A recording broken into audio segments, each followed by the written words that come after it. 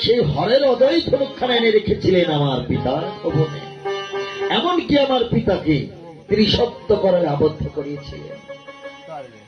এই হরের অজয় ধনুকখানা যে ভঙ্গন করতে পারবে, সীতা নামের কন্যাটি তারই হাতে সম্প্রদান করবে।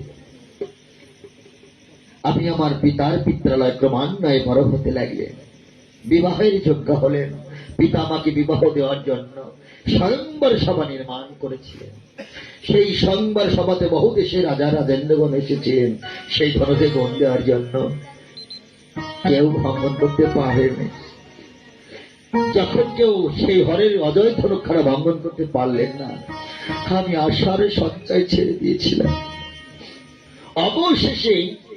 অবশেষে আগত ভৌত ধনুর্ষ ভগ্ন রাখিলেন শ্রীচরণে। আগত মানে আগমন, ভক্ত মানে স্বামী। হে সাধুগুরু বৈষ্ণবজন, এখানে সে স্বামীর কথা বলা হয়। এখানে বলা হয়েছে সেই